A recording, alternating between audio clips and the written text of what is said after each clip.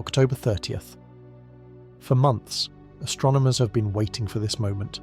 The first day after 3, Atlas passed its perihelion, the closest point to the Sun. But what was expected to be a quiet data review has instead turned into the most confusing 24 hours in the object's entire observation history. The numbers coming in don't line up. The trajectory has shifted by a measurable fraction of a degree, yet the amount of energy required to cause that deviation exceeds what solar radiation pressure or normal outgassing could ever explain. Data from SOHO's LASCO C3 imager recorded a brief but intense thermal surge around 12:16 UTC on October 29th, lasting less than 3 minutes. During that window, 3I Atlas flared nearly 4 times brighter than expected, before fading back to baseline. That spike wasn't random, it matched a similar intensity pattern observed by the STE REOA spacecraft hours later, as if the object's heat distribution had been deliberately staged. Ground-based radar from the Goldstone Observatory confirmed what many hoped was a glitch, but wasn't. The object's path now reads slightly offset from the projected orbital arc calculated months earlier. It's not drifting away, it's moving differently, as though a secondary force had acted on it from within. The official statements remain cautious. The Minor Planet Center simply noted post-perihelion deviation under review. But within the professional astronomy network, private correspondence paints a more urgent picture. The shift is real, and no natural model fits. Whatever passed behind the Sun on October 29th may not be behaving like an inert interstellar fragment anymore. And as the object now begins to re-emerge from solar conjunction, the question is no longer whether it survived the Sun, but what it became on the other side. For weeks, scientists had anticipated the blackout window, the brief period when 3I Atlas would disappear behind the Sun, invisible to all optical instruments on Earth. The object's perihelion occurred late on October 29th, at an estimated distance of 0.41 astronomical units from the solar surface. Normally this would be routine. Every comet, asteroid, or interstellar visitor that passes this close becomes unobservable for several days due to solar interference. But with 3 Atlas, what happened during that blackout window doesn't match any precedent. The first warning came from the Solar and Heliospheric Observatory SOHO. During its LASCO imaging sequence, astronomers noticed a narrow but sustained distortion in the surrounding plasma field, extending radially from the Sun's outer corona. It wasn't a flare and it wasn't solar wind turbulence, it was localized, concentrated exactly along the predicted coordinates of 3I Atlas's trajectory. For nearly 20 minutes, that narrow ribbon of plasma stayed fixed while the Sun rotated beneath it. Nothing like that has ever been captured before. At first, many assumed a data compression error. LASCO's sensors occasionally produce artifacts near intense coronal mass ejections. But subsequent cross-checks with NASA's STEREO spacecraft revealed a near-identical feature from a different angle, confirming it wasn't a glitch. The region of space that should have been empty was showing active electromagnetic disturbance. By October 30th, when the object was expected to reappear from behind the solar limb, observatories began recalibrating for reacquisition, yet nothing matched. The object's coordinates no longer intersected the projected path published by the Minor Planet Center. Instead, a faint reflection appeared 0.12 degrees off axis. A minute difference, but in cosmic terms, that deviation represents thousands of kilometers. Astrodynamicists ran the simulations repeatedly. The observed offset implied either a sudden external force or an internal impulse. Solar gravity alone couldn't have caused it. Radiation pressure at that distance was negligible. Nor could outgassing account for it. 3I Atlas has consistently shown almost no tail activity.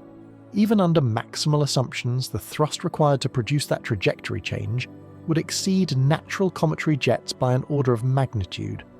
Meanwhile, the European Space Agency's swarm magnetometers recorded a coincidental spike in solar plasma density, peaking at precisely the moment 3I Atlas was last seen by stereo.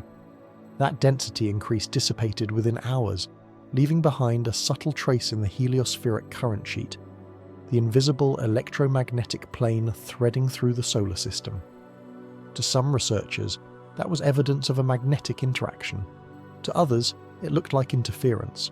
The vanishing window became more than a metaphor. It was a period of information loss, where a body we had been tracking for years effectively disappeared, only to reappear not where physics said it should. Observatories in Hawaii, Chile and Spain tried to reacquire it, using high-sensitivity CCD photometry, but none could confirm the object's expected luminosity. Its brightness had changed, both diminished and irregular, as if rotating differently or cloaked by some transient reflective layer. By late evening on October 30th, preliminary telemetry compiled by the International Asteroid Warning Network began circulating privately among observatories. The note was concise. Trajectory offset confirmed. Source undetermined. Continue active observation. Behind that language, though, a more serious interpretation was spreading, that 3i Atlas may have performed what analysts discreetly called a non-ballistic maneuver. That phrase, normally reserved for controlled spacecraft, implies propulsion or vector adjustment beyond passive gravitational motion. It's a claim that most scientists avoid making publicly, but the math was now suggesting it. If that were true, the perihelion event was not merely a passage, it was a transformation, and yet something else in the data made this harder to dismiss. The object's thermal emission profile, usually steady for inert material, showed a perfect pattern of 3 symmetrical spikes before fading. Each pulse lasted less than 40 seconds. Their spacing was identical to within milliseconds. Random thermal activity doesn't synchronize like that. For the first time since its discovery, 3i Atlas wasn't just being observed, it was behaving. The blackout window had ended, but what replaced it was a new kind of uncertainty. Something changed when it passed behind the sun, something measurable, patterned and deliberate in appearance. When the first radiometric data came in from the Solar and Heliospheric Observatory on October 29th, analysts thought they were seeing a transient flare echo, the kind of thermal bloom that occurs when sunlight scatters off a bright surface near the sun's glare. But within hours, those readings were corroborated from multiple instruments across entirely different monitoring networks: STEREOA, NASA's Parker Solar Probe, and Japan's Solar Sea. Each registered a sudden thermal elevation at the coordinates consistent with 3i Atlas's projected position. At 12:16, UTC infrared flux readings peaked at levels roughly 4 times higher than baseline expectations for a rocky or icy object of that mass. Yet no visible outburst, gas jet, or dust trail followed. The object remained optically stable. That single fact destroyed the simplest explanation, that it was venting frozen volatiles under solar heating. A natural comet's perihelion activity always includes visible release. Here, there was only heat. By the time data from Parker Solar Probe's Wide-Field Imager, WHISPER, was decoded, it showed something stranger. A small asymmetric gradient of light intensity moving along the object's length, as if heat was travelling laterally, from one end to the other, instead of radiating outward evenly. Thermal conduction that directional would require internal channeling, not surface reflection. Engineers who reviewed the pattern compared it to a controlled power-up sequence. That's when analysts started referring to the event as the thermal shift. It wasn't a flare, a jet, or a natural reflection. It was a progression, an ordered release and redistribution of energy taking place inside or across the body. Within the next 12 hours, 3 additional anomalies emerged. First, the reflectivity index of the object jumped from 0.06 to 0.24, an impossible increase without either a change in surface composition or an emission of plasma capable of forming a transient reflective sheath. Second, an ultra-low frequency hum in the microwave spectrum centered at 2.1 MHz began repeating in bursts every 90 seconds, far too regular to be static noise. And third, the thermal anomaly ceased abruptly, not gradually. The energy curve terminated in a perfect linear drop, as though a switch had been flipped. On October 30th, during the early hours of observation recovery, multiple observatories reported that the object's surface temperature had stabilized again, but at a higher baseline than before perihelion. In simpler terms, it stayed warm when it should have cooled rapidly. The energy retention suggests not only that 3i Atlas absorbed significant heat, but that something inside it continued to distribute that energy with remarkable efficiency. That's when attention turned to its composition. Spectral scans before perihelion showed a weak magnesium iron silicate signature, consistent with typical carbonaceous material. But post-perihelion readings taken from the Nordic Optical Telescope displayed an unusual infrared plateau, a broad emission line centered at 10 microns that had not been present before. That wavelength corresponds to certain crystalline lattice structures, sometimes seen in alloys subjected to rapid heating and cooling, not in naturally fractured meteoritic material. Scientists are cautious with that claim. Crystallization in interstellar debris can occur under specific conditions, especially if it passes close to a star. But the uniformity of the signal implies controlled reordering, not chaotic melting. When the data was shared with materials specialists at the University of Bern, one of them commented, anonymously, that the emission looks engineered. Still, every conventional explanation was tested. Could solar tidal stress have cracked the body, releasing latent volatiles that caused localized heating? Possibly, Ardès, but there was no evidence of mass loss. Could a rotating fragment reflect light periodically? No rotation pattern matched the observed thermal wave. Could dust around the object scatter light in a synchronized way? Again, no. The pulse sequence was internal, not external. At this point, the investigation divided into two camps. The first, the cautious consensus, argued for a highly unusual but natural interaction between the object's surface and the Sun's electromagnetic field. The second, the minority but growing faction, began to model the phenomenon as a deliberate response. They pointed out that the timing of the pulses mirrored the moment 3I Atlas reached its minimum solar distance, as if triggered by a threshold of irradiance. That detail alone suggests an activation point, a programmed response to sunlight intensity, not random thermal expansion. Parker Solar Probe's instruments added weight to the mystery. As it passed within 0.3 astronomical units of the same region just hours later, it detected a narrow-band magnetic oscillation consistent with a temporary localized magnetic field. The field's shape, a curved double arc, matched the theoretical outline of a plasma loop generated by an active electromagnetic emitter. In other words, it was as though 3I Atlas had briefly become a source of magnetism. That possibility forced scientists to re-examine its earlier radar cross-section. Even before perihelion, radar echoes had shown a surprisingly smooth reflection profile for a supposedly rocky object. Smoothness on that scale suggests surface uniformity, perhaps metallic. And if the object contains metallic alloys, the Sun's extreme environment could have induced eddy currents, temporarily generating heat through electromagnetic induction. That's a possible natural mechanism, though the symmetry of the pattern still defies it. By the afternoon of October 30th, word of the controlled heat sequence began circulating privately through research networks.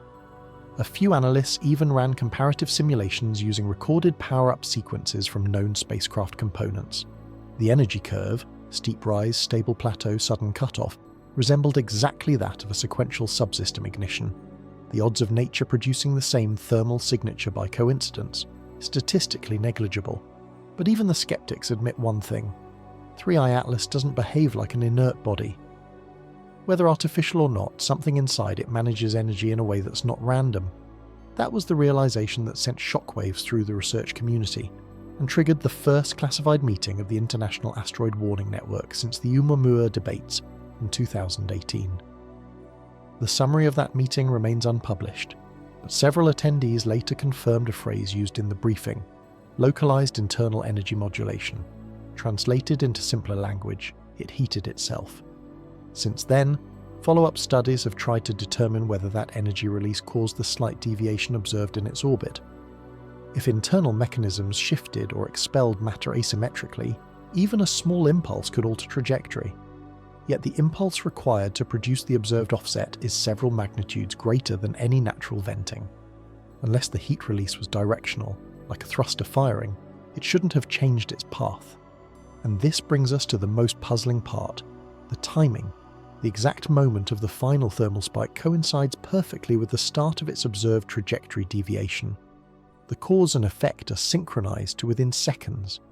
If 3I Atlas truly altered its vector in that instant, then the heat surge may not have been passive, it may have been propulsion.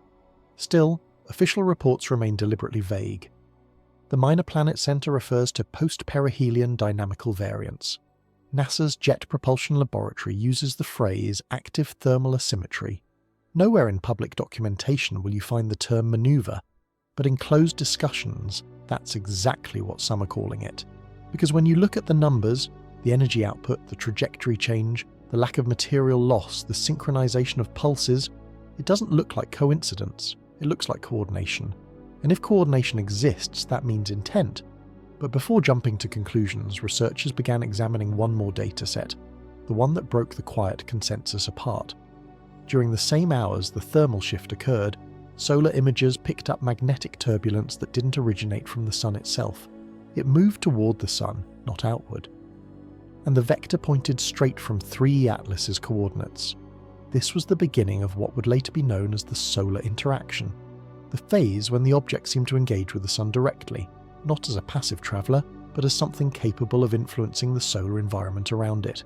The first indication that 3I Atlas had affected the sun itself came not from optical telescopes, but from magnetometers.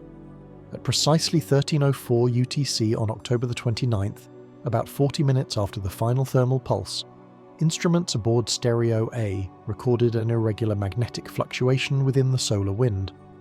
Normally, these disturbances follow outward-moving patterns, expelled by solar activity. This one did the opposite. It moved inward, as if something outside the sun had triggered a localized feedback loop in its magnetic field. The origin vector pointed directly along 3I Atlas's trajectory line. At first, scientists dismissed the anomaly as an interpretive artifact.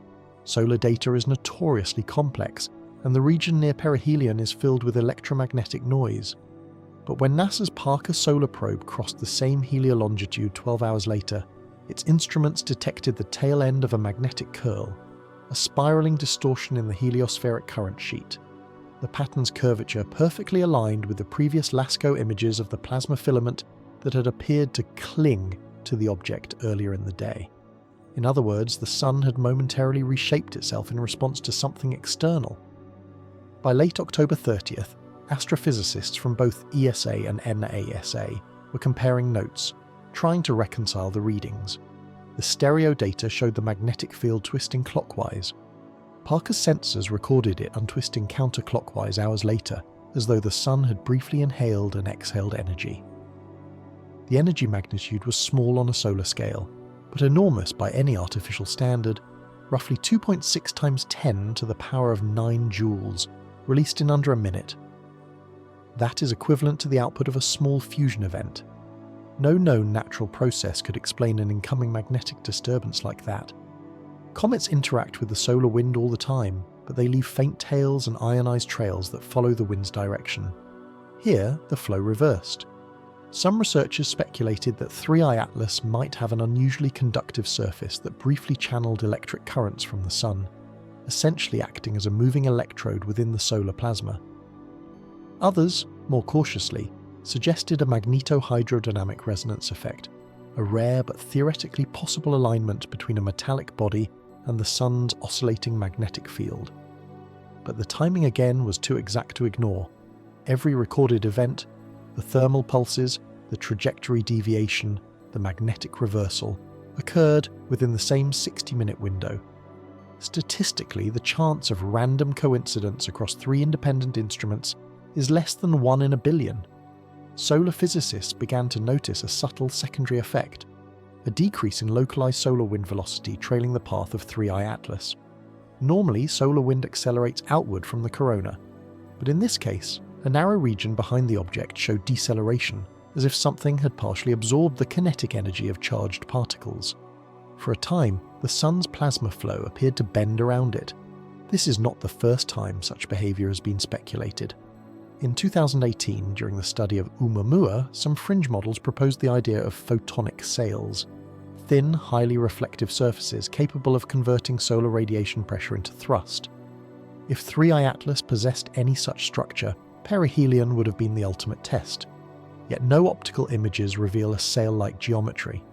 The body remains solid, elongated, and symmetrical. The only plausible explanation left is that the object has magnetic properties, perhaps even an ability to manipulate surrounding charged particles. By November 1st, research teams began compiling the datasets into a coordinated analysis under the codename Project Solark. Though still unofficial, the goal was clear: to determine whether 3I Atlas's perihelion encounter was simply reactive or actively controlled. Preliminary results leaked within 48 hours suggesting the magnetic event was internally modulated. The phrasing was deliberate. It avoids saying generated, but implies agency nonetheless. The solar imaging data from SOHO's ultraviolet filters provided further intrigue. A faint halo, invisible in normal light, appeared around the object during its closest solar pass. Its spectral profile corresponded to ionized nickel, an element abundant in meteorites, yes, but not typically forming a uniform sheath at those temperatures. Nickel has unique magnetic properties.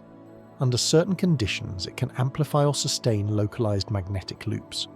The existence of such a sheath hints at either selective heating or artificial composition. During interviews, one heliophysicist described the moment as a magnetic handshake, an exchange of energy between the Sun and an unknown object that briefly altered the behavior of both. The phrase caught on quietly within the scientific community, symbolizing the eerie symmetry of the encounter, the Sun reacting as though something had reached out and touched it. Not everyone agrees with that interpretation. A separate group of plasma researchers at Kyoto University argued that the so-called interaction might be a byproduct of Parker's trajectory through a naturally forming magnetic reconnection zone. In their view, 3I Atlas simply passed through a turbulent area coincidentally, creating the illusion of a reciprocal event. But their model fails to explain why the disturbance aligns perfectly with the object's precise timing and coordinates. In the days following perihelion, a curious pattern emerged across multiple data channels. The solar wind resumed its normal velocity, but in the direction of 3 Atlas's outbound vector, small fluctuations persisted, forming rhythmic modulations spaced roughly every 2 hours. These echo waves, as some dubbed them, appear to be trailing the object as it moves away from the Sun. They resemble the fading wake left behind by a passing ship, except in the plasma of interplanetary space. If those echoes are confirmed to be induced by 3I Atlas, it means the object not only absorbed solar energy, but may have transmitted something back, a feedback that continued even after it left perihelion. ESA's solar orbiter, though positioned at an unfavourable angle, caught one final glimpse of the region 3 days later. The magnetometer logs showed faint periodic vibrations in the same frequency range as the earlier microwave hum detected by Parker. 2 separate instruments, at different distances, reading the same rhythm. No known comet or asteroid exhibits periodic electromagnetic emissions of any kind. By the first week of November, these observations forced a new line of inquiry. What if the perihelion wasn't just a physical event, but a synchronization point? If 3I Atlas carried any conductive or responsive material, direct exposure to the Sun could have triggered a calibration, aligning its internal fields with the solar cycle.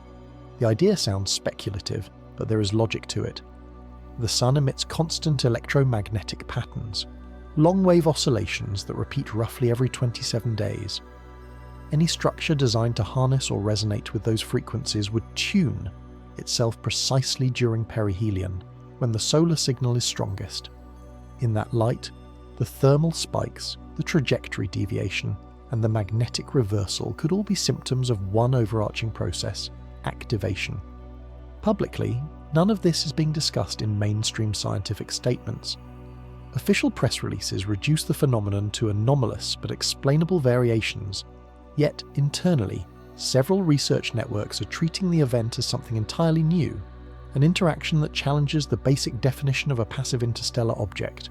Because if 3I Atlas can alter the behavior of the solar wind, however briefly, it means it's no longer a mere traveller through our system, it's a participant, and as it now continues outward, past the Sun's glare and into measurable space again, scientists are preparing for what might come next, data showing whether it remains magnetically active, or whether the event was a one-time awakening.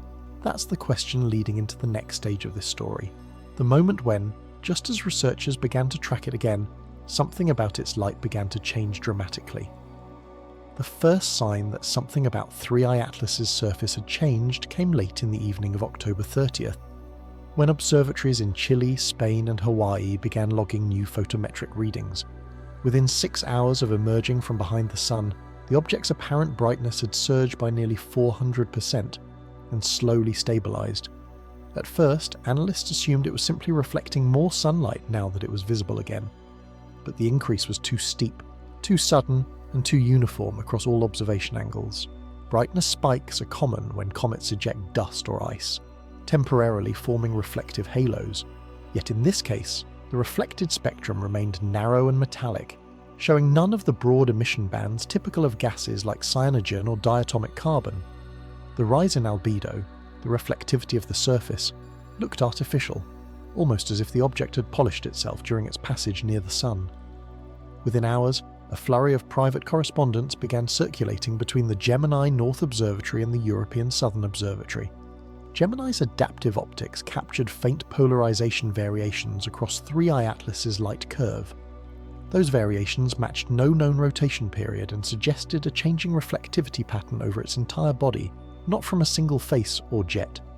If the object was spinning or tumbling, the light should have pulsed rhythmically.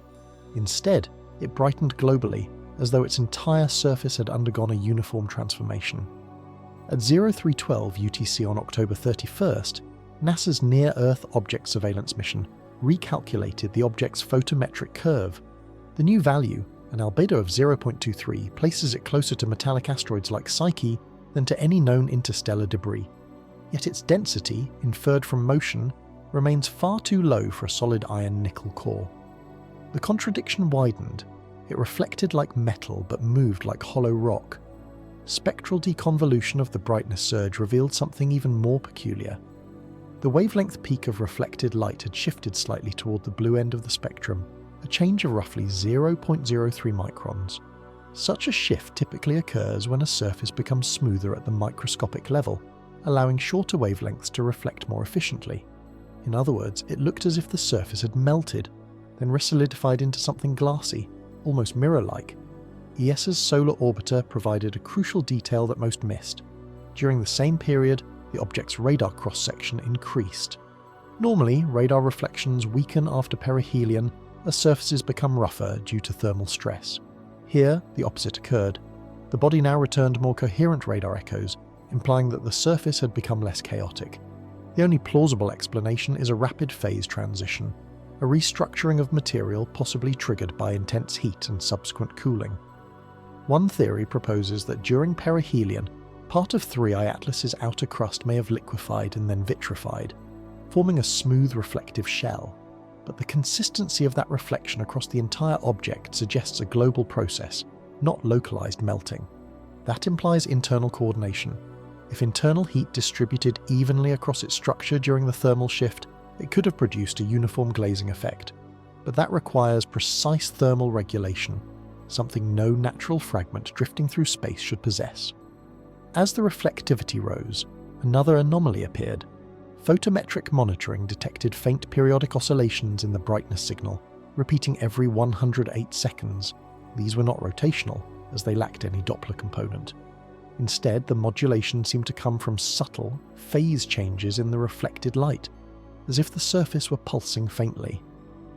It's a pattern eerily similar to modulated reflection techniques used by some satellites to communicate without emitting radio signals. By November 1st, this discovery reached NASA's Jet Propulsion Laboratory, prompting a quiet internal review. The phrasing of the memo was intentionally cautious. Observed coherent photometric modulation of uncertain origin. But among the analysts reading between the lines, the implication was clear. 3I Atlas was responding to solar exposure in ways indistinguishable from deliberate control. Ground-based observations from the Very Large Telescope VLT added one more layer. The polarization angle of the reflected light began to shift progressively, rotating about 6 degrees over 24 hours. In optics, such rotation indicates either a changing surface texture or a variable magnetic field influencing how light interacts with particles near the surface. The first explanation would require the entire object to reconfigure itself physically. The second would require a magnetosphere. Neither should be possible. To test whether a magnetic field could explain the phenomenon, teams compared the polarization rotation with solar wind data. The variations corresponded exactly with intervals of increased solar particle density, meaning that whatever surrounded 3I Atlas, it was sensitive to charged particles. This led to the hypothesis that the brightening might not be mere reflection, but a form of induced luminescence, an external field causing the surface to emit light rather than bounce it. In that case, the reflectivity spike would not be reflection at all. it would be radiation, energy released as the object's material interacted with solar ions. Some even speculated that the smooth outer layer might act as a plasma sheath, temporarily storing and re-emitting energy as visible light. Such behaviour would transform 3I Atlas from a passive reflector into an active emitter. The implications were staggering. If true, the object wasn't just changing its brightness, it was controlling it. It could potentially mask or reveal itself depending on solar proximity, mimicking the behaviour of comets or asteroids at will. That would explain why it has remained visually inconsistent since its discovery. Its brightness fluctuates in ways that make precise tracking difficult, as though designed to do so. By the second week of November, these optical anomalies reached the desks of defence monitoring agencies that track near-Sun objects for potential threats. Several reports hinted at possible reflective modulation consistent with artificial signature, though no agency officially endorsed that view. Still, astronomers noticed a subtle change in the tone of communications, language shifting from comet-like to object of unknown classification. The reflectivity spike began fading after about 30 hours, leaving the object roughly twice as bright as it was pre-perihelion. Whatever process had occurred seemed to stabilise, but even in its new equilibrium, its light curve remained unusually flat, showing no sign of the chaotic flickering typical of natural bodies. In other words, it wasn't reflecting sunlight passively, it was regulating its own visibility. When compared with the original discovery images from early 2025, the transformation is stark. What once appeared as a dim, irregular mass now shines with a sharp metallic gleam. Its surface seems smoother, its motion more deliberate, and for the first time, radar echoes suggest partial coherence, an effect that occurs when radio waves reflect off uniform geometry. To some, it looks like the object emerged from the sun renewed, covered in a thin shell of something engineered, a material capable of withstanding and channeling immense heat. Others see it as a natural artifact of extreme solar exposure, an unprecedented case of vitrification in space. Either explanation challenges what we thought was possible for interstellar debris. But the story doesn't end with its new shine, because soon after that reflective surge, telescopes began detecting faint separate light points forming around it, tiny moving specks that appeared to keep precise formation. At first, they were dismissed as noise, cosmic rays, or fragments, but the motion tracking would reveal something even stranger. The points weren't drifting away, they were following. And that leads directly into the next chapter, one that forced astronomers to ask whether 3I Atlas is truly alone. When the first additional light points appeared near 3I Atlas, no one wanted to believe what they were seeing. The discovery came from the Las Cumbres Observatory Network, which was conducting coordinated tracking from both hemispheres to confirm the new brightness readings. On November 2nd at 4:26 UTC, one of their telescopes in Chile picked up 3 faint signatures moving in close proximity to the main object. At first glance, they looked like small debris pieces, typical after a perihelion event. But as data accumulated over the next 12 hours, the pattern defied every natural explanation. The 3 points maintained constant spacing from one another and from the parent object. Their separation distances did not widen with time, and their luminosity did not fade, both of which should happen if they were fragments dispersing in vacuum. Instead, their relative position stayed fixed, as though locked in a coordinated orbit. When European Space Agency analysts cross-referenced the Chilean data with images from the Tenerife Observatory, they found the same configuration, down to identical angular offsets. The formation was triangular, each point roughly 1,800 kilometers apart, with 3I Atlas positioned at the center.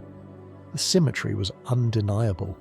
No known natural breakup event creates geometric distribution like that.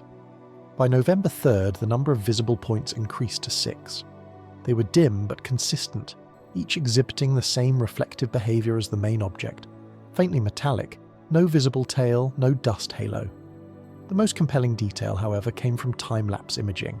While the main object rotated slightly, the surrounding lights rotated with it, preserving formation orientation.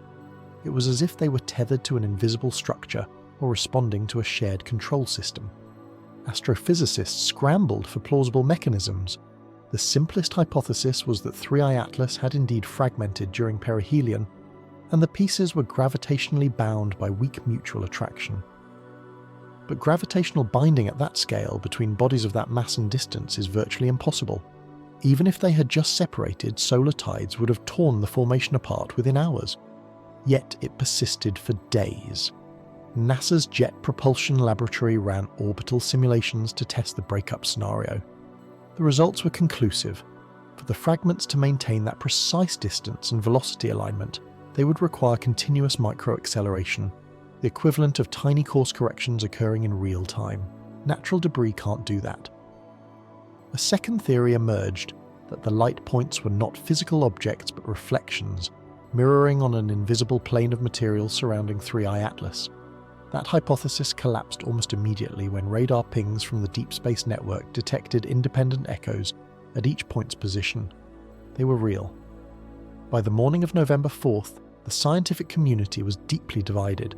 Some labelled it a coincidental alignment of background stars caught in the same imaging field. But parallax measurements quickly disproved that. The lights move consistently with 3I Atlas, not with distant stellar backgrounds. Others invoked outgassing jets, which can produce transient bright spots near a nucleus. But no spectroscopic evidence of gas or dust existed. The object remained chemically silent. It was the silence that made it more suspicious. Typical cometary fragmentation produces volatile outbursts, easily detected by instruments like SWIFT and NEOWISE. Here, even the most sensitive infrared scans returned flat lines. No carbon dioxide, no water vapour, no dust. Only light. Privately, a few analysts began referring to the formation as the escort. The term wasn't official, but it captured what the geometry implied. Motion not caused by physics, but by coordination. Observers from the Gran Telescopio Canarias noted slight phase synchronization between the brightness curves of the individual points. Every 31 minutes they brightened and dimmed in near-perfect unison. There is no known natural mechanism for synchronized luminosity across multiple independent bodies separated by thousands of kilometers. Meanwhile, at the International Asteroid Warning Network, a confidential circular described the formation as coherent multi-body dynamics. The phrasing was deliberately opaque. Still, it marked the first time the network used coherent, a term reserved for systems displaying mutual feedback or coordination. To understand how extraordinary this was, consider scale. At 0.42 astronomical units from the Sun, gravitational perturbations, radiation pressure, and solar wind turbulence should make stable alignment impossible. Even a minute difference in momentum would cause exponential drift. And yet, the formation held, stable, symmetrical, almost architectural. Parker Solar Probe's magnetometers, still trailing through the inner system, recorded faint repetitive fluctuations matching the geometry's rotational period. Each fluctuation corresponded to a modulation in solar wind particle density, as though something near 3I Atlas was periodically absorbing and releasing charged particles. The data resembled what would occur if a network of small objects were maintaining electromagnetic positioning relative to a central hub. At this point, scientists had two options. Either the formation was an illusion of observation, an optical artifact produced by the object's reflective shell, or it represented an entirely new kind of physical phenomenon. Both possibilities were unsettling. When independent observatories attempted to triangulate the positions of the secondary lights using narrowband imaging, they encountered something even stranger. The distances between points varied slightly from night to night, but always in integer multiples. The offsets were not random, they changed in steps, as if following a mathematical rhythm. That observation led to an unexpected hypothesis from a small research team in Finland. What if the formation wasn't multiple objects, but a single structure composed of modular components rearranging themselves? The reflective points could be nodes or apertures of a larger entity, adjusting configuration after perihelion. The data was too limited to confirm it, but the idea gained traction, especially after the radar echoes showed a faint curved baseline connecting at least two of the light points. If that connection is real, it implies that 3I Atlas may not be one solid body at all. It could be an assembly, a cluster of synchronized modules moving as a unit. As the days passed, attempts to capture clearer images faced increasing complications. Every time telescopes recalibrated for longer exposures, the apparent positions of the lights shifted slightly, as though reacting to observation attempts. While most of this was likely due to thermal distortion and atmospheric interference, the timing of those shifts, coinciding exactly with scheduled imaging windows, raised eyebrows. By November 6th, the fragment illusion had effectively split the astronomical community. Traditionalists insisted the object had broken apart naturally, its components temporarily held by rotational coherence. Others, quietly, proposed something far more extraordinary, that the so-called fragments were operating collectively, following a pre-programmed post-perihelion sequence. The phenomenon continued for nearly 4 days before fading. The outermost points dimmed first, vanishing into background noise. The inner three persisted longest, their luminosity oscillating until stabilizing at levels indistinguishable from the main object. When the lights finally disappeared, only 3i Atlas remained visible, brighter, smoother, and now travelling slightly off its original course. No official explanation has been issued for what happened during that time. In every published summary, the event is described as temporary optical multiplicity. But those who analysed the unfiltered data know that the geometry was too deliberate, too stable, and too synchronous to be dismissed. Whatever those points were, fragments, modules, or reflections, they behaved as if part of a single system awakening after solar contact. And when they faded, something else emerged in their place, a silence deeper than before. Spectrographic readings that once showed faint traces of reflected light now went flat, as though the object had turned itself off. By the morning of November the 7th, something strange had begun to happen. Telescopes that had been tracking 3 Atlas through optical and infrared channels started returning nothing but noise. The object was still visible, its position confirmed, but its spectrum, the detailed breakdown of light revealing composition and activity, had gone completely flat.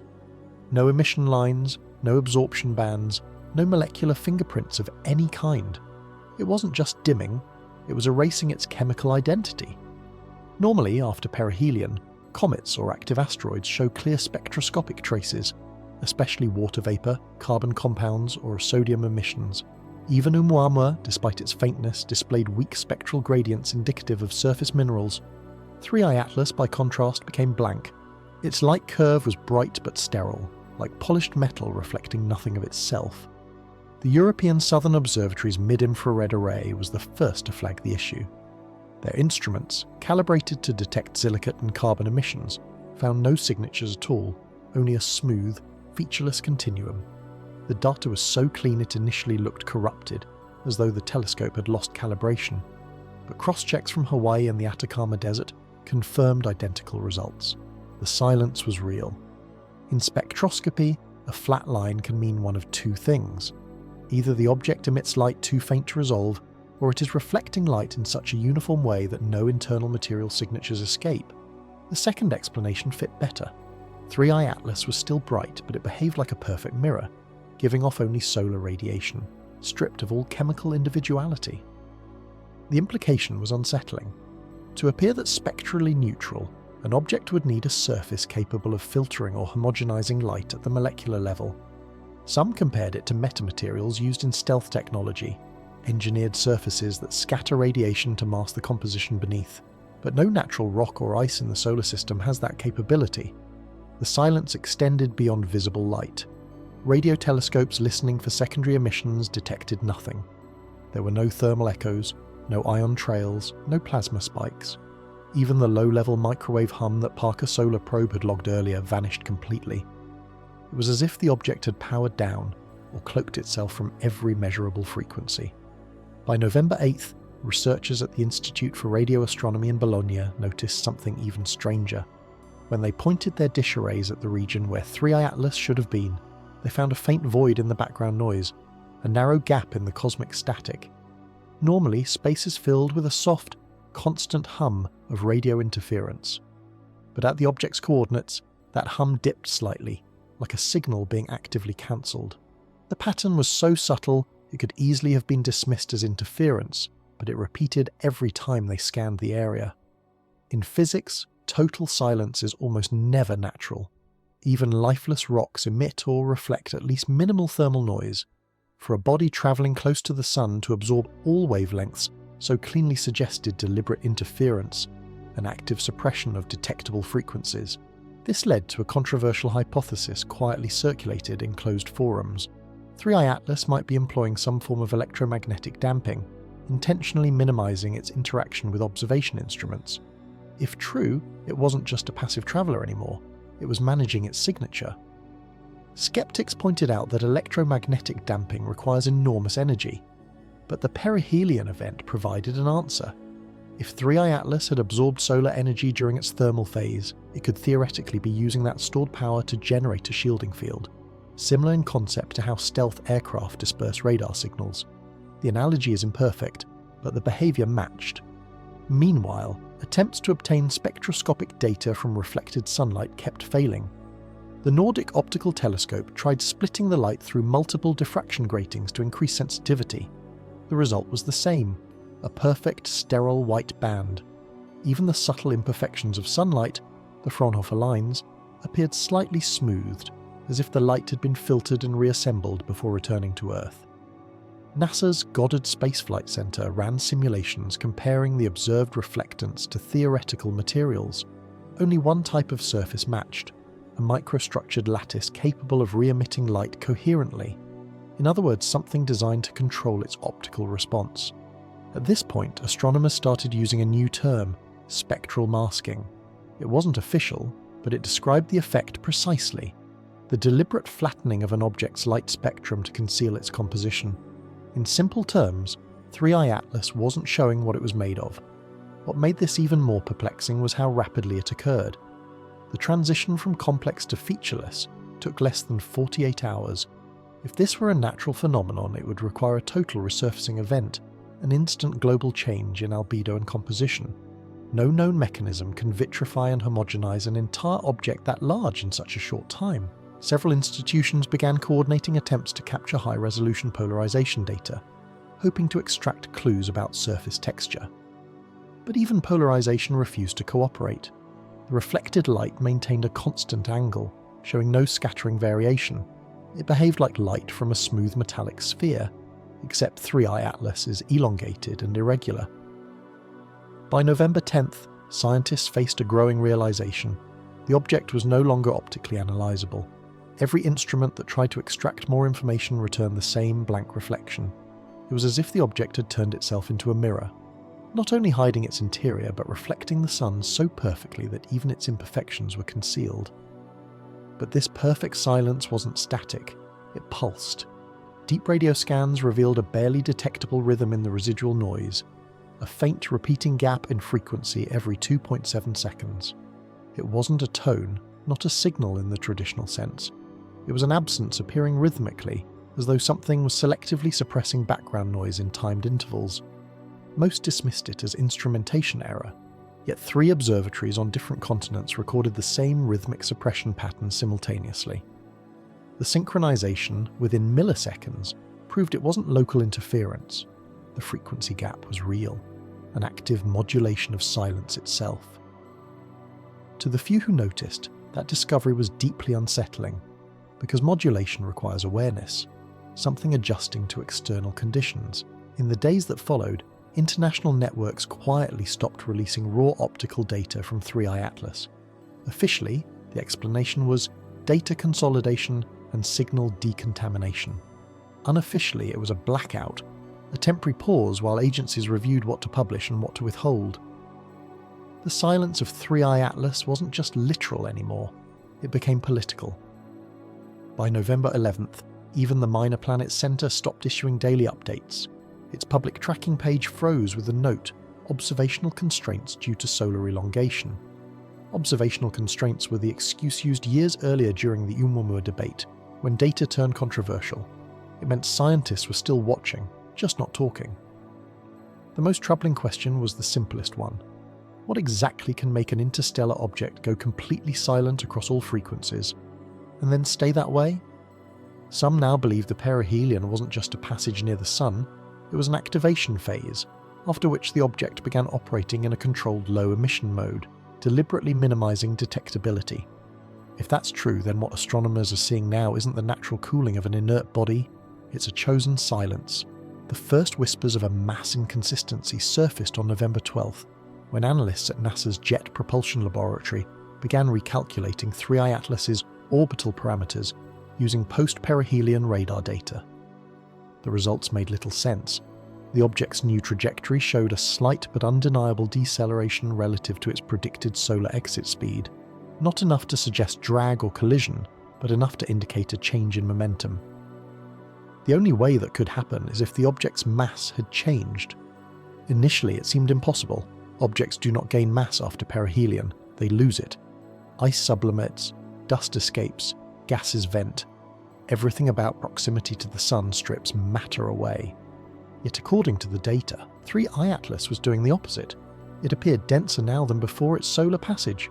At first, researchers suspected a data processing error. The mass of an object like 3I Atlas can't be measured directly. It's inferred from its gravitational interactions and the way it reacts to solar pressure. But when independent calculations from ESA's Gaia satellite matched the anomaly, doubts turned into alarm. Every model, no matter how it was parameterized, pointed to the same outcome. 3I Atlas had become heavier. The difference was subtle but measurable. Based on its pre-perihelion velocity and current trajectory, analysts estimated an effective mass increase of between 6 to 8%. That might sound small, but for an object several hundred meters long, it represents billions of tons of additional material. Where could that mass have come from? One possibility was simple, a measurement illusion caused by changes in reflectivity. If the object had become more mirror-like, it could slightly alter photometric calculations used to derive density estimates. But that doesn't explain the change in its orbital behavior. The deceleration was physical, not optical. It was moving as if its inertia had genuinely increased. When radar teams compared bounce times from the Goldstone facility before and after perihelion, they found another clue. The signal delay was microscopically longer, fractions of milliseconds, but consistent across multiple passes. That delay, though tiny, indicates a shift in the object's barocentric motion relative to the Sun. The math was clear, momentum had changed. The leading theory within JPL quietly shifted toward an even more bizarre explanation. 3I Atlas may have absorbed material while near the Sun. During perihelion, temperatures and plasma densities reach extremes capable of interacting with conductive surfaces in unpredictable ways. If the object possesses electromagnetic properties, it could, in theory, attract and retain ionized particles from the solar corona. In essence, it might have fed off the Sun. This idea seemed ludicrous at first, but supporting evidence began to appear. ESA's solar orbiter detected a small but significant dip in local plasma density exactly along the object's trajectory on October 29th. The depletion zone persisted for several minutes, suggesting something had drawn charged particles inward. Combined with the later magnetic anomalies, it painted an extraordinary picture. The object might not just reflect solar energy, but actively harvest it. To understand how extraordinary that is, it helps to remember how plasma behaves near the Sun. Charged particles are violently expelled outward by electromagnetic pressure, moving at hundreds of kilometers per second. To counteract that motion, an external force must exert equal or greater control.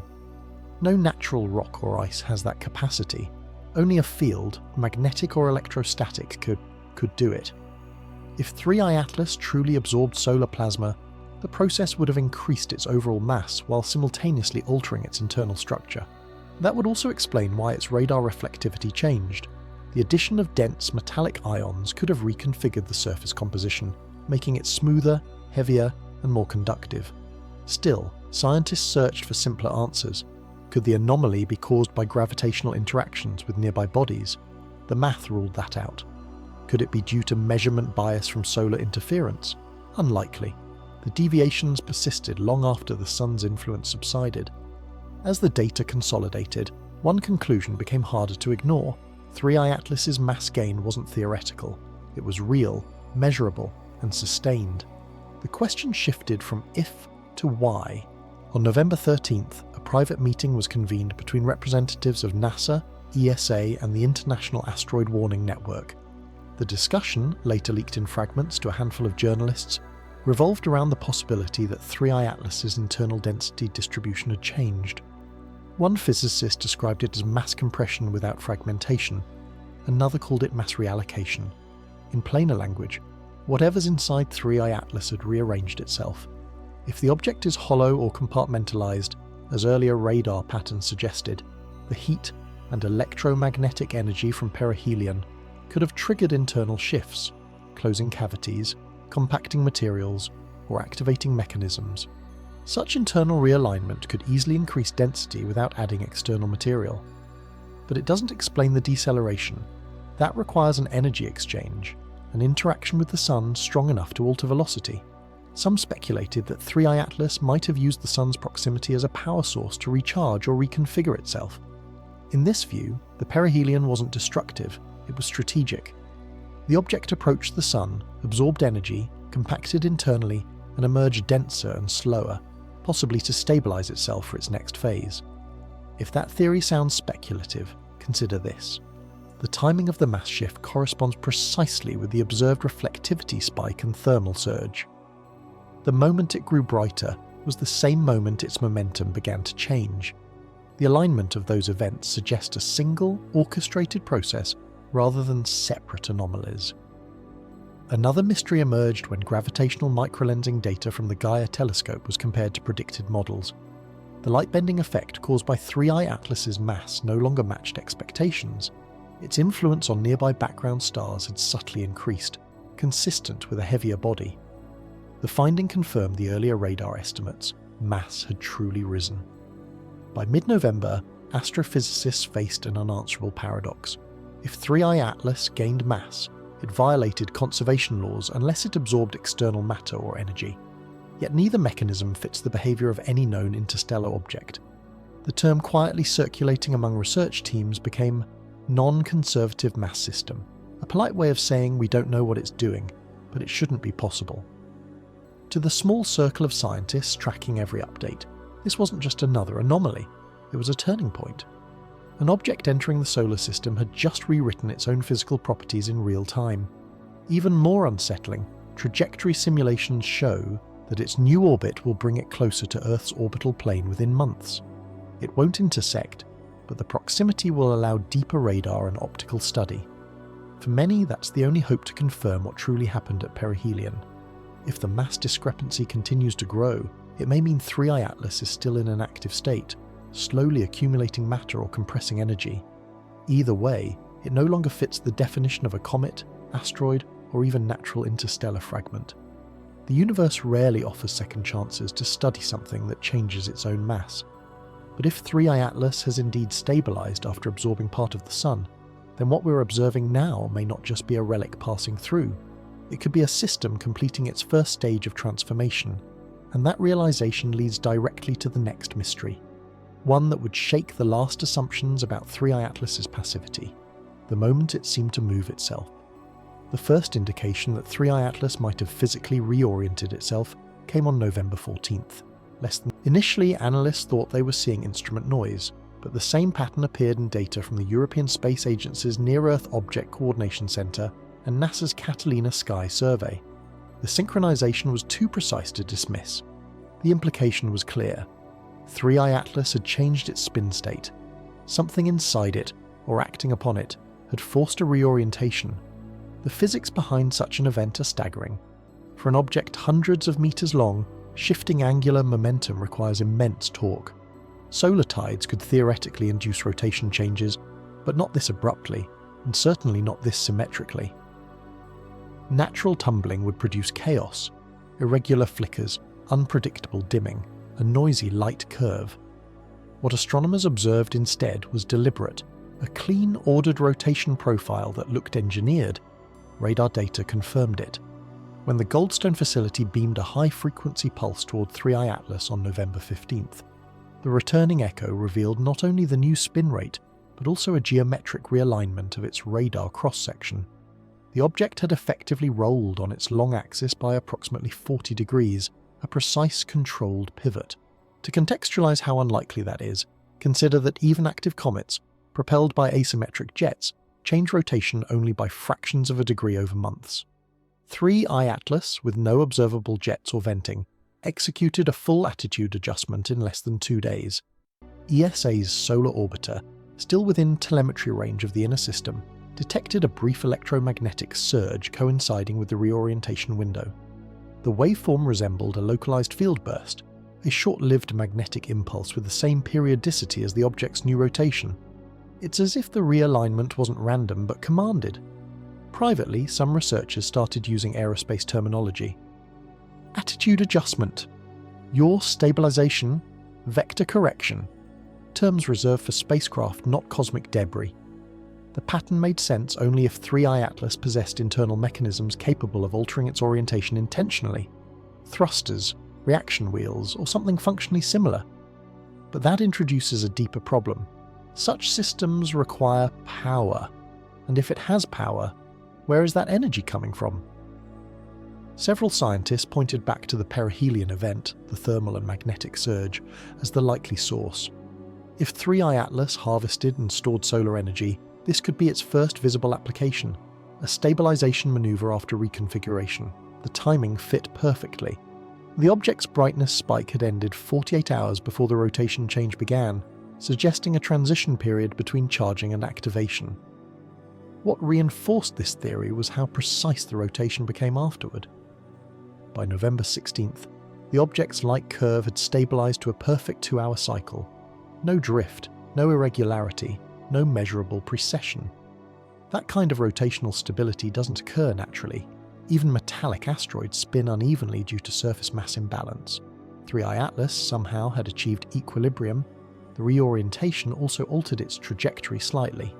According to orbital analysts at JPL, the shift caused a small but detectable change in vector, about 0.0003 degrees relative to its pre-perihelion outbound path. On a human scale, that's microscopic. But over millions of kilometers, it represents a course correction of nearly 1,000 kilometers.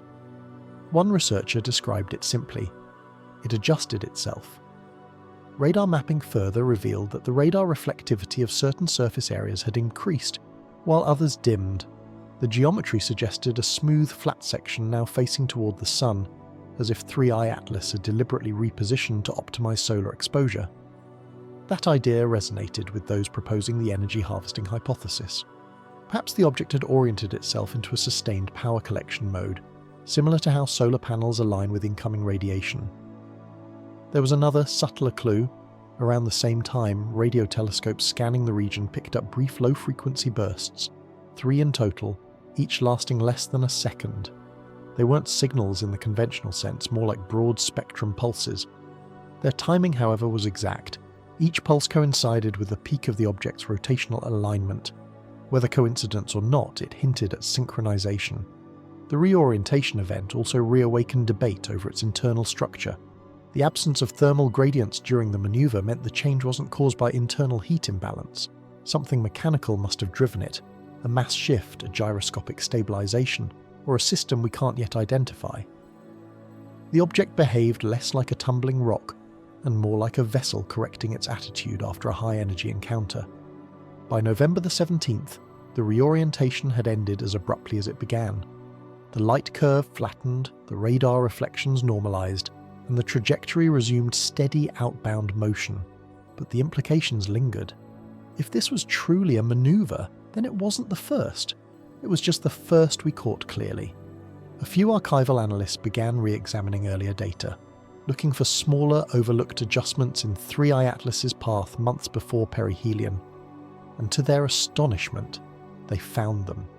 2 minor deviations, one in late June, another in early September, both subtle enough to be dismissed at the time. When plotted together, they form a chain of precise course corrections leading directly to its perihelion alignment point. In other words, 3I Atlas may have been steering long before anyone noticed. This realization sent quiet shock waves through the small community of astronomers who had followed the object since its discovery. If true, then its trajectory toward the Sun, once believed to be gravitational coincidence, might have been deliberate. The maneuver window described months earlier suddenly made sense. The object could have used the Sun's proximity to mask or power a complex sequence of internal activations. Publicly, institutions downplayed the finding. Official statements referred to post-perihelion dynamic relaxation, a term vague enough to imply random rotation without acknowledging control. But in private, few still believed this was chance. If 3I Atlas can control its orientation, it means it can control what instruments can see. It can choose when and how to reflect light, when to hide thermal emissions, and when to reconfigure its trajectory. That transforms it from a passive interstellar visitor into an active participant in its own journey. For decades, humanity has searched for signs of non-natural motion, something not governed solely by physics. We've called them techno-signatures, artifacts, anomalies. Most turned out to be illusions, but this isn't an illusion, it's motion with purpose. By the time November 18th arrived, the reorientation event had been fully catalogued and quietly archived under restricted access. The conclusion, written in understated language, captured the gravity of the moment. 3I Atlas exhibits controlled rotational realignment, inconsistent with inert body dynamics. That's as close as any official record has come to admitting the unspoken truth. And as the object steadied itself and began its slow drift away from the sun, a new pattern started to form. Faint, rhythmic reflections detected at regular intervals, like a mechanical heartbeat echoing through space. The source of those pulses would soon become the next obsession. By the evening of November 18th, when 3I Atlas had fully stabilized its new orientation, the world's largest radar arrays began to pick up something no one could explain, a faint but repeating signal embedded in the return echoes. It wasn't a transmission in the traditional sense. There was no frequency modulation, no carrier wave, no encoded message. It was a rhythm, an organized repetition buried in the radar reflections themselves, as if the object's surface were responding to every ping in a slightly different, deliberate way.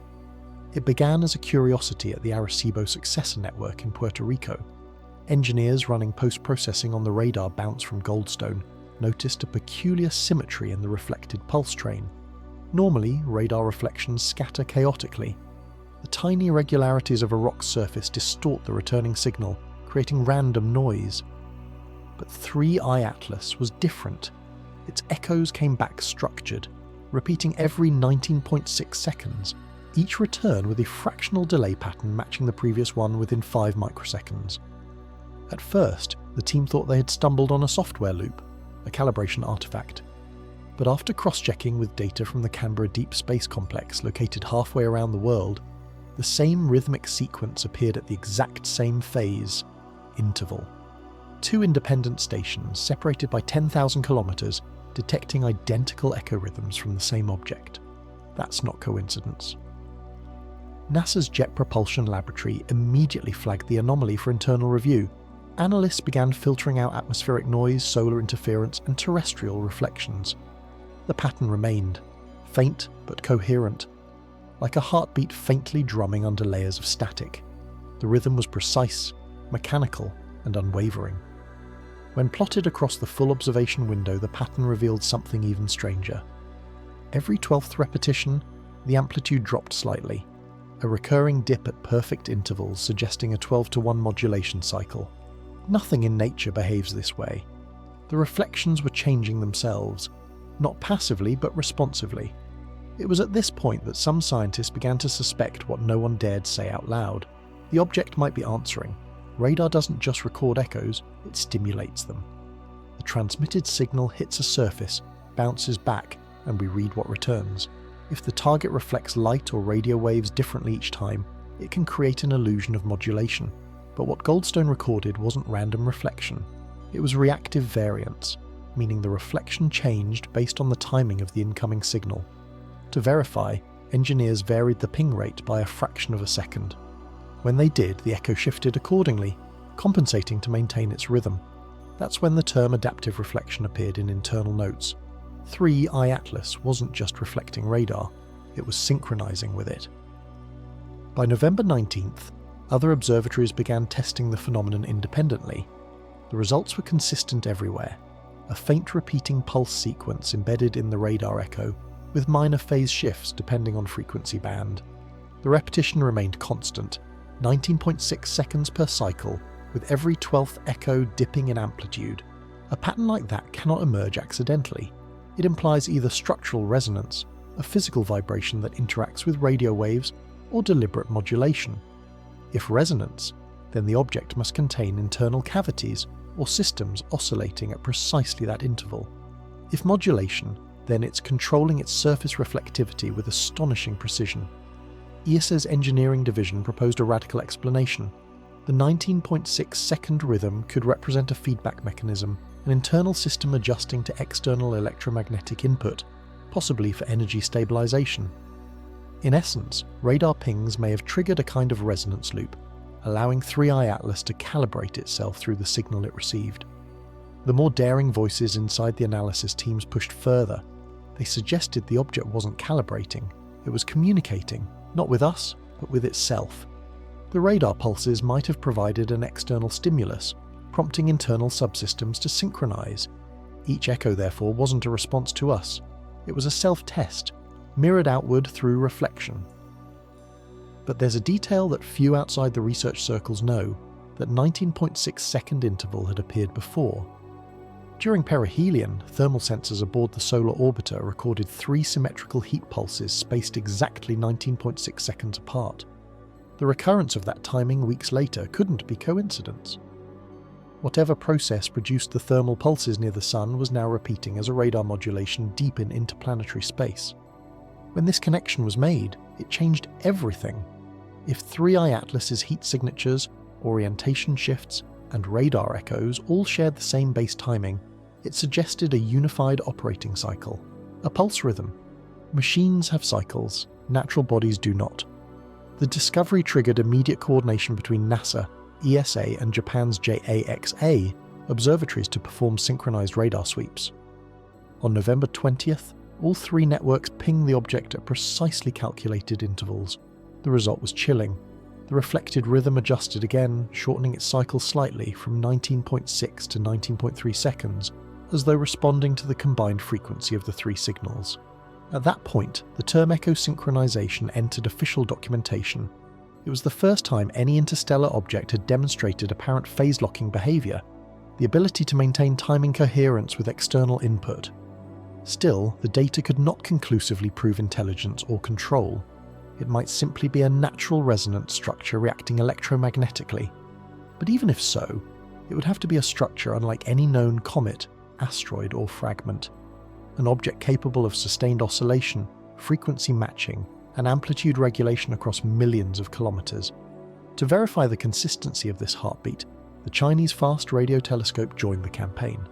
FAST detected the same 19.3-second echo sequence, but with an added detail, an ultra-low frequency undertone barely above cosmic background noise. It wasn't a transmission, it was a vibration, a faint modulation in phase coherence that slowly decayed between pulses. When converted to audio frequency for analysis, it resembled a deep, distant thrum. Not noise, not random, but rhythmic, deliberate. The analysts who listened to it in playback described it as the sound of machinery breathing. No agency has released this data publicly. Official press statements refer to it as a non-random radar resonance. But the internal consensus forming among those who've seen the numbers is far less cautious. The object isn't dead, it isn't dormant, it's active. And, for the first time, interactive. Because the deeper question now isn't what 3i Atlas is made of, or how it moves, but why it appears to respond to observation itself. Some theorists believe the radar pulses acted as a catalyst, stimulating systems that had remained dormant since perihelion. Others think the synchronization was intentional, a test of the environment, as if the object were measuring us as we measure it. Either way, the data doesn't lie.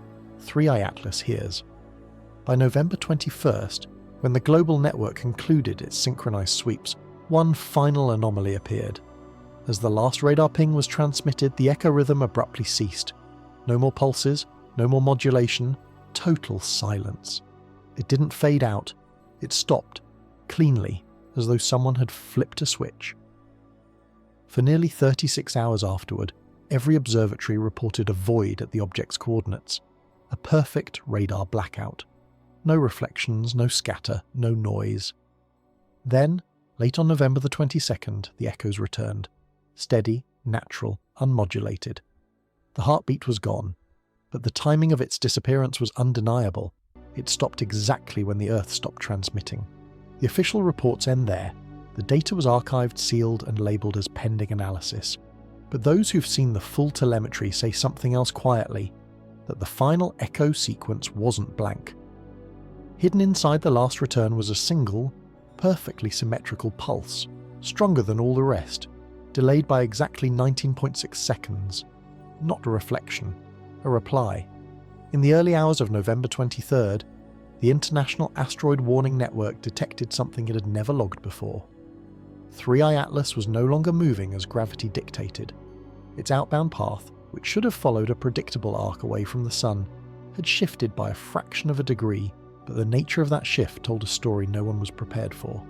It wasn't a drift, it wasn't a correction caused by heat or radiation pressure, it was a controlled deviation. Every major observatory across the network rechecked the data, convinced it was an artifact. It wasn't. Radar readings from Goldstone, photometric measurements from La Palma, and optical tracking from the VLT all confirmed the same result. The object had accelerated slightly, then slowed down again, performing what looked like a smooth, intentional adjustment lasting just over a minute. It rose out of the ecliptic plane by a tiny angle, enough to alter its long-term trajectory. The maneuver was silent, invisible, and completely unexplainable. Solar wind pressure couldn't have caused it. There were no outgassing trails, no exhaust plumes, no material shedding. The surface temperature remained constant throughout the event, showing none of the thermal asymmetry that would accompany a natural jet release. Whatever force moved 3I Atlas came from within, and it operated with surgical precision. As the telemetry streamed in, agencies around the world realized this was no longer a theoretical debate. For months, the object had defied categories, heating itself, fragmenting, brightening, silencing, responding to radar. But motion like this crossed a threshold. In orbital dynamics, an object that changes speed without losing mass is an active body. Something had initiated thrust, however small. Throughout the day, encrypted channels linked NASA's Jet Propulsion Laboratory, ESA's Coordination Center in Darmstadt, and Japan's Solar Sea Mission Control. The tone of communication shifted from analysis to containment. Observers were instructed to maintain constant radar lock, but to release no public data until the new orbit could be modelled. The reason was simple. Even the smallest propulsion event implies direction, and direction implies decision. By late evening, the new trajectory was confirmed. 3I Atlas was rising gradually above the solar system's orbital plane, toward the region Earth would occupy weeks later. It wasn't an interception path, but it was converging. The object was no longer following a natural curve out of the inner system. It had selected a new course. For the first time in the history of interstellar tracking, the phrase non-ballistic motion appeared in a formal observation log. It meant what everyone feared it meant: movement not governed by gravity or chance. The event lasted just long enough to be unmistakable. It began with a smooth acceleration, held steady for roughly 90 seconds, then tapered off into silence. No stutter, no random impulse. The velocity curve was almost trapezoidal, the kind of profile produced by controlled thrust rather than chaotic venting. After the maneuver, 3I Atlas emitted a faint electromagnetic haze, a soft bloom that expanded briefly before fading. It resembled a residual plasma field, like something momentarily ionized the surrounding space. Within minutes, the haze vanished, leaving behind the same spectral silence that had defined the object since perihelion. Observatories across Europe and the Americas re-aimed their instruments immediately, but the object's brightness and reflectivity remained unchanged. Whatever had happened left no physical trace, no debris, no visible reaction. It had moved, and then it had stopped, as if acknowledging detection before retreating into stillness. In the hours that followed, more anomalies surfaced. A second impulse occurred barely a day later, this time shorter, just over 30 seconds, and oriented perpendicular to the first. The vector adjustment was small but precise. Once again, no visible cause. 2 maneuvers, 2 perfect corrections, both executed with identical smoothness. By then, the realization had set in. 3I Atlas was capable of repositioning itself. Whether through electromagnetic propulsion, internal mass shifting, or an unknown process entirely, it had demonstrated control over its motion. It was not drifting, it was navigating. Across the private research networks, astronomers compared notes in quiet disbelief. Some still searched for natural explanations: plasma drag, gravitational resonance, outgassing hidden by reflectivity. But none could reproduce the motion profile. Others, less vocal, began to accept the unspoken truth that the object's behaviour now matched nothing in natural celestial mechanics. After the second manoeuvre, all radar stations detected a subtle delay in the returning echo, as if the object's reflective surface had briefly realigned. When plotted against time, the delay formed a shallow wave pattern that slowly decayed back to normal. It was almost as if 3i Atlas had adjusted not just its path, but its external orientation, a post-burn stabilization. The network concluded that night with a directive that would never appear in public logs. Maintain silence until pattern repetition is confirmed. It meant no press releases, no new orbital diagrams, no commentary. For now, the official record would freeze the object where it last appeared, suspended on paper in a trajectory that no longer existed. Behind closed doors, a different conversation began. Some of the most senior engineers in deep space navigation reviewed the telemetry and quietly admitted what others only hinted at, that the acceleration profile resembled the kind used to correct a spacecraft's attitude after a gravitational assist. The resemblance was exact. The implications are impossible to overstate. An interstellar body, presumed inert, had just executed a maneuver indistinguishable from those used by human technology. Smooth acceleration, precise cutoff, zero waste. It didn't just move, it decided to move. The night sky remained unchanged to the naked eye. To anyone looking up, nothing had happened. But across the encrypted monitors of observatories from Pasadena to Darmstadt, the numbers told a different story. The moment when a cold, silent object from beyond the stars proved that it was not a passenger of physics, but its own pilot. And then, just as quickly as it had moved, it went quiet again. No thermal spikes, no radar echoes, no new adjustments. 3i Atlas drifted outward, steady, inscrutable, as if conserving energy for whatever came next. That next moment arrived sooner than anyone expected, not from the object itself, but from the sun. A sudden solar eruption, unpredicted and violent, tore through the inner system days later. But even before the flare left the solar surface, 3i Atlas was already shifting its trajectory again, seconds before the eruption began, as if it knew. The event began on November 26th. A violent, coronal mass ejection erupted from the sun's southern hemisphere, sending billions of tons of plasma arcing into space. It was one of the most powerful solar ejections of the year, fast, chaotic, and unpredictable. The eruption wasn't directed at Earth, but it carried enough energy to disrupt magnetic fields across the inner system. Yet before the flare even registered on solar monitors, 3i Atlas had already begun to move.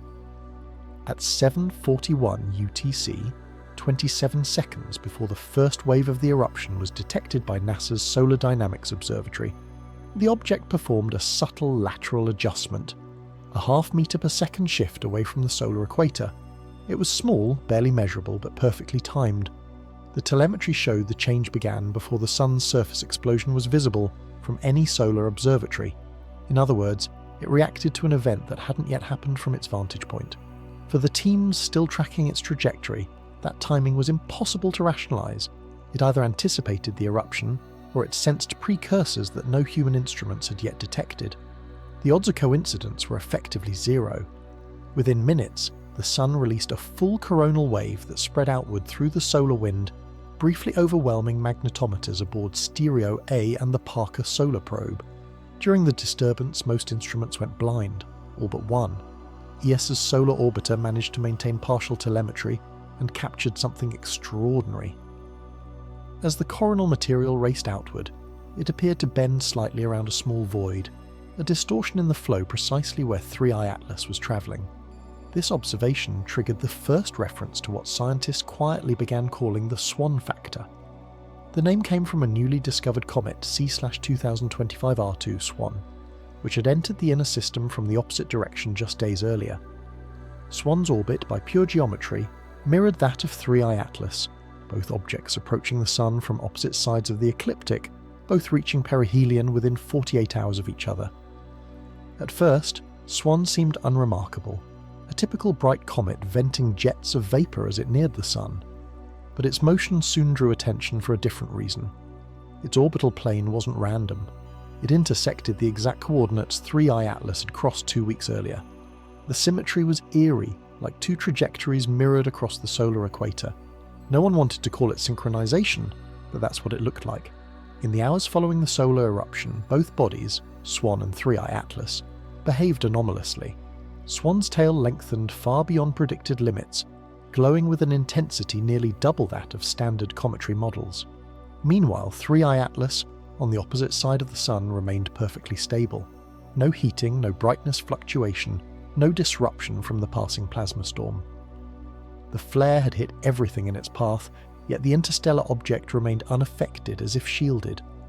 When data from Parker's solar probe was decoded, it showed that plasma density around 3e Atlas dropped sharply during the CMEan day, forming what analysts called a shadow bubble. The solar wind simply avoided it, flowing around rather than through. The object didn't resist the wave, it redirected it, behaving like an electromagnetic lens. The only comparable phenomenon in physics would be magnetic field shaping, a technique used in controlled plasma containment. What made it even more unsettling was the near-simultaneous response of Swan. As the solar flare swept past, Swan's luminosity flickered in intervals matching 3i Atlas's known 19.6-second rhythm, the same timing as the echo pulses detected days earlier. Two bodies, on opposite sides of the Sun, resonating to the same invisible pattern. The probability of that synchronization being random is virtually zero. It implied that both objects were responding to the same stimulus, or to each other. By November 27th, researchers began to suspect the two objects were not independent. Swan's orbit appeared gravitationally ordinary, but its behavior wasn't. Its ion tail exhibited structured striations, faint, parallel bands of alternating brightness, perfectly spaced, perfectly timed. The bands propagated outward like encoded ripples, travelling at near constant velocity. When plotted, the intervals between them matched the radar echo pattern from 3i Atlas exactly. The possibility forming among analysts was quietly alarming. Swan might not be just another comet. It might be a counterpart, a relay, or even a control point linked to 3i Atlas's activity. The Sun, they speculated, could have been the synchronization medium, a point of electromagnetic convergence that connected both through solar resonance. For decades, the concept of solar resonance, the idea that large-scale magnetic fields could carry structured signals, existed only in theory, but now telemetry was showing behavior consistent with a real, functioning example. During the CME, data packets in the solar plasma exhibited repeating low-frequency modulations that corresponded exactly to the positions of both objects. They weren't messages in any conventional sense, but they were structured. The Sun itself, briefly, had become a conduit. The network tracking centers noticed something else. Following the eruption, the plasma field that surrounded 3i Atlas pulsed 3 times, slow, even intervals, then went still. Each pulse coincided with a measurable brightness increase in Swan's coma on the opposite side of the system. It was as if energy was being transferred across the Sun, one object responding to the other. At this stage, all data was moved off public servers and into restricted archives. Official statements mentioned a temporary solar interference anomaly. But internally, scientists knew what they were looking at: a system of two bodies acting as if linked, behaving with a timing precision unmatched in any natural context. Over the following week, the correlation deepened. As 3i Atlas moved outward, Swan's orbit decayed slightly faster than predicted, as though the smaller comet were losing momentum while the larger object gained it. Energy conservation pointed in only one direction. Swan was slowing down, and 3i Atlas was speeding up. To those watching the numbers, the pattern was undeniable. Energy was not disappearing, it was transferring. That's what the Swan factor came to represent, the first measurable sign that 3i Atlas might not be acting alone. Two separate bodies linked through solar proximity, sharing motion, light, and possibly charge, an interaction that no known law of celestial mechanics can explain. In the wake of that discovery, observatories began looking for other anomalies, smaller comets, minor outbursts, anything behaving in sync. A few faint candidates appeared, but none matched the precision of the Swan correlation. For now, it remained unique. Two travellers on opposite sides of the Sun, one bright and chaotic, the other silent and deliberate, bound by an invisible thread. And when the solar storm subsided and the heliosphere calmed, a new pattern began to emerge. Instruments tuned to monitor radio quiet zones detected narrowband fluctuations centered not on 3i Atlas, but in the empty space between it and Swan, a midpoint roughly halfway across the solar line. The signal wasn't noise, it had order, a faint oscillation that pulsed with mathematical regularity. For those listening closely, it felt less like static and more like a handshake. Whatever connected the two had finished calibrating. Something had linked across the sun, stabilized, and gone quiet again. But as the solar wind cleared and the object continued outward, another mystery followed in its wake. A blank stretch of sky where telemetry vanished, as if an unseen field had swallowed every signal. It wasn't absence anymore. It was blackout. By the beginning of December, the global network tracking 3i Atlas began to fail, not from malfunction, but from absence. Data streams that had been continuous for months went dark one by one, as if the object had crossed a threshold beyond visibility, not in distance, but in interference. Ground-based telescopes reported clean skies where it should have been. Radar echoes faded into static, and deep space antennas returned nothing but uniform background noise. 3i Atlas hadn't vanished. It had erased itself from detection. The blackout began suddenly. On December 2nd at 0302 UTC, the Goldstone radar station transmitted its routine ping. For weeks, it had received faint but consistent returns, the signature pattern used to update the trajectory. This time, there was no echo, only silence. Within hours, ESA's solar orbiter lost telemetry as well, its instruments unable to distinguish any reflected light from the predicted coordinates. When the Very Large Telescope attempted to reacquire the object visually, it saw only the faint glare of the solar wind, empty space. Analysts first assumed a positional error. Perhaps the object had shifted slightly out of the observation corridor, but within 12 hours every station across 3 continents confirmed the same void. The blackout was global. No optical, radar or infrared system could detect 3i Atlas in any spectrum. Even the sensitive gravitational perturbation data from Gaia, which should have registered its pull on nearby bodies, flattened to 0. The disappearance was too precise to be natural. The object had not merely drifted beyond our instruments, it had suppressed every measurable signature.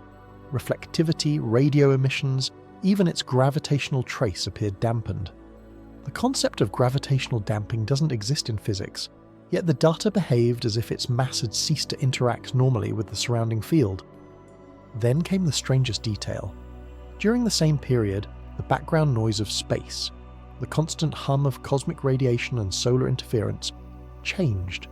In every region where 3i Atlas had last been tracked, noise levels dropped slightly, forming a soft circular region of stillness, expanding outward at roughly the object's velocity. It was as if it had left behind a moving bubble of silence, a zone where the universe itself went quiet. Parker Solar Probe detected the edge of that silent zone on December 3rd. For several hours, its particle sensors recorded unusually low plasma counts, like a temporary cavity in the solar wind. Within that void, communication signals weakened, data packets delayed, and time synchronization errors appeared across the probe's onboard systems. Whatever field surrounded 3i Atlas, it interfered not only with energy and light, but with information itself. By December 4th, the blackout had spread to nearly 1 million kilometers around the object's last known position. Astronomers began calling it the ecliptic void. No telescope could penetrate it, and no instrument could confirm what lay within. Yet inside that region, faint disturbances hinted at continuing motion.